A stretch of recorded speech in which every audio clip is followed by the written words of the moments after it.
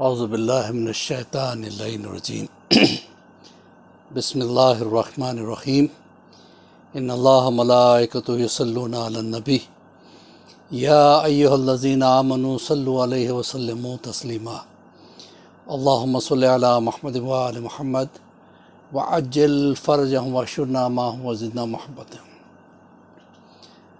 محترم ناظرین، السلام علیکم ورحمۃ اللہ وبرکاتہ۔ تربیت اولاد کے حوالے سے آج یہ ہمارا لیسن نمبر 130 ہے۔ ہماری یہ کوشش رہتی ہے کہ ہمارے بچوں تک، ہمارے نوجوانوں تک کوئی نہ کوئی کام کی بات پہنچ جائے، کیونکہ میں نے دیکھا ہے مختلف ملکوں کا سفر میرا ہوا ہے، اور میں نے دیکھا کہ بعض ملکوں میں ہمارے اہل بیت کے چاہنے والے افراد کچھ ایسی جگہوں پہ بھی رہتے ہیں جہاں پہ کوئی دینی معلومات کے لیے کوئی سینٹر، کوئی مدرسہ، کوئی حوزہ ایسا نہیں ہے۔ 2-4 فیملیز رہتی ہیں اور ان کے لیے بڑا مشکل ہو جاتا ہے۔ بعض جگہوں کی بات کر رہا ہوں، ہر جگہ کی بات نہیں ہے۔ لہذا ہماری یہ کوشش ہے کہ ایسے بچوں تک کوئی کام کی بات پہنچ جائے، اور میری ذمہ داری یہ ہے کہ میں چیز کو آپ کے سامنے پیش کروں، اور آپ کی ذمہ داری یہ ہے کہ اس کو آگے بڑھائیں۔ خود تنہا نہ دیکھیں، اس کو آگے بڑھائیں، اور اگر آپ نے سبسکرائب نہیں کیا ہے ہمارے چینل کو تو سبسکرائب بھی کر لیں۔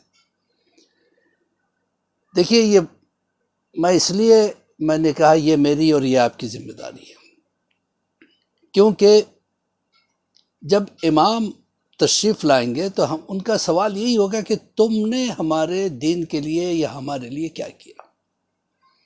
اور ہم یہ کہہ دیں کہ ہم نے مجلسیں کی، ہم نے ماتم کیا، ہم نے نعرے لگائے، ہم نے صلوات بھیجے، یہ کافی نہیں ہے۔ یقیناً مجلسیں کرانا بہت بڑا ثواب ہے، صلوات پڑھنا بہت بڑا ثواب ہے، نعرے لگانا بہت بڑا ثواب ہے، وہی ہماری پہچان بھی ہے۔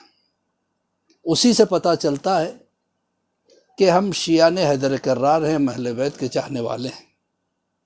لیکن اب تو نعرے سبھی لگانے لگے۔ تو مولا ایک مرتبہ یعنی چھٹے امام سے پوچھا گیا کہ آپ کے چاہنے والے کی پہچان کیا ہے؟ کہا ہمارا چاہنے والا وہ ہے جو ہمارے پیغام کو پھیلائے۔ تو ائمہ طاہرین کے جو پیغامات ہیں اس کو پھیلانا ہماری بہت بڑی ذمہ داری ہے۔ تبلیغ ہو، فضائل تو ہم مجلسوں میں پڑھتے ہیں اور سنتے بھی ہیں۔ یہ جو میرا چینل ہے تربیت اولاد کے حوالے سے، یہ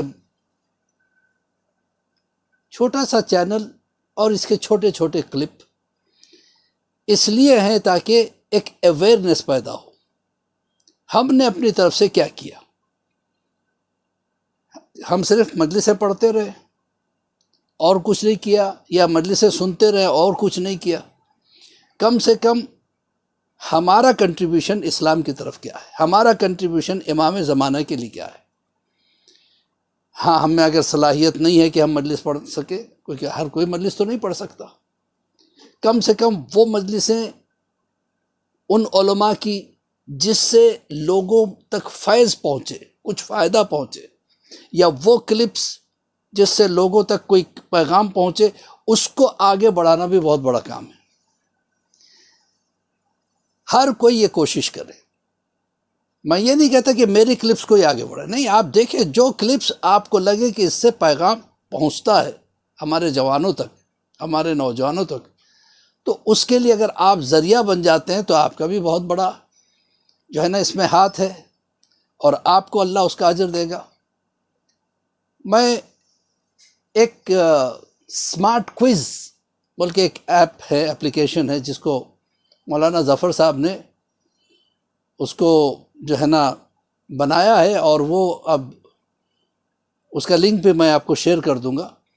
ان کی بڑی کاوش ہے، بڑی کوشش ہے. انہوں نے کیا کیا، کوئز بنانا ہے جس میں میرے خیال میں 1000 کچھ کوشچنز ایسے بنائے ہیں جنہوں نے چھوٹے چھوٹے کوشچنز، اور اس کے آنسرز بھی جو ہے آپ کو مل جائیں گے. تو کوشچنز آپ سے پوچھے جائیں گے، آپ اگر صحیح جواب دیں گے تو اس کے لیے بلو ٹک لگے گا، ورنہ ریڈ ٹک آ جائے گا. بعد میں اس کا آنسر بھی آپ کو بتا دیا جائے گا. یہ بڑا پیارا کوئز ہے، ہمارے ہر بچے کے پاس یہ ہونا ضروری ہے، بجائے اس کے کہ وہ الٹے سیدھے گیمز کھیلے اور الٹی سیدھی چیزیں دیکھے اور اپنا وقت برباد کرے.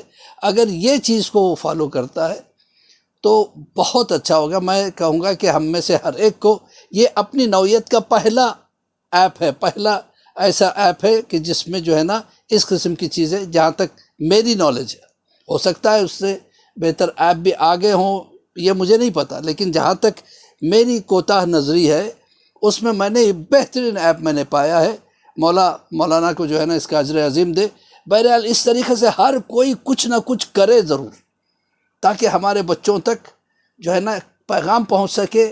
ہمارا خود کا کچھ نہ کچھ کنٹریبیوشن ہونا جو ہے نا دین کے معاملے میں ضروری. اور مصیبتوں میں اگر ہیں تو جناب سیدہ سے مدد مانگے. بات جناب سیدہ سے مدد کی آئی ہے تو ایک چیز یاد آ رہی مجھے آپ کے سامنے پیش کروں. ایک مولانا نے کسی مجلس میں پڑھا تھا، کہتے ہیں کہ ان کے ایک دوست مولانا کو کسی ملک میں گرفتار کر لیا گیا تھا شک کے بنا پہ، اور ان کو کال کوٹری میں ڈال دیا گیا.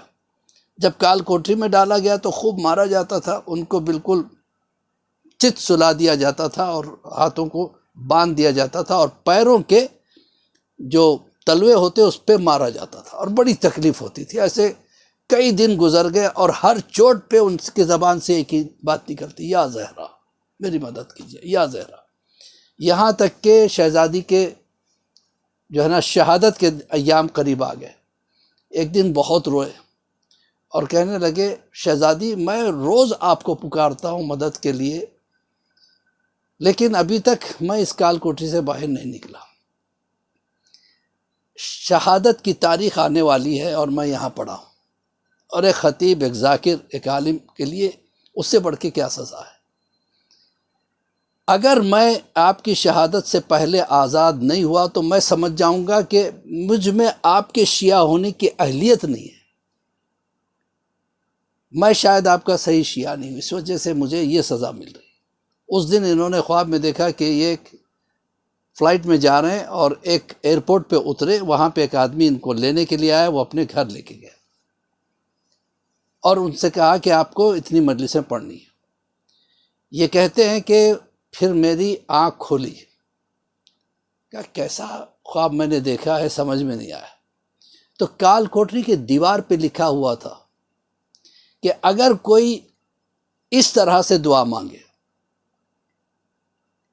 الہی بحق فاطمہ و ابیہا و بالہا و بنوہا، اس کے بعد اپنی حاجت کو طلب کرے. یہ جو الہی بحق فاطمہ و ابیہا و بالہا و بنوہا کو 540 مرتبہ پڑھے، اس کے بعد دعا مانگے تو اس کی دعا قبول ہو جائے گی.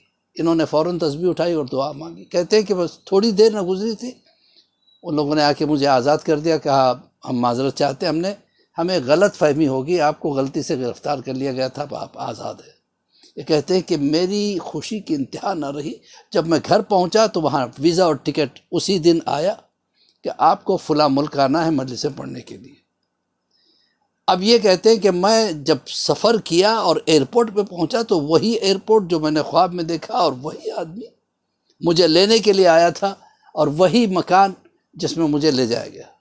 تو میں نے کہا کہ شہزادی واقعی آپ ڈیوٹی لگاتی ہے، آپ کے ارشادات کو، آپ کے پیغامات کو، اہل بیت کے پیغامات کو پہنچانے کے لیے ہماری ڈیوٹیاں لگتی ہیں. تو عزیزو، اگر ہم پیغام کو زبانی نہ پہنچا سکے تو کم سے کم جو صحیح چیزیں ہم کو ملتی ہیں اس کو شیئر کرتے جائیں. اسی کے ساتھ مولوی عباس علی خوئی کا سلام قبول کرے.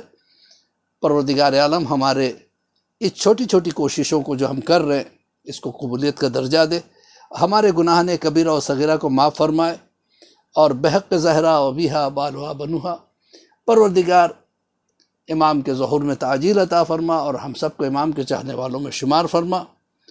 اور اسی کے ساتھ مولوی عباس علی خوئی کا سلام قبول کریں. خدا حافظ، فی امان اللہ.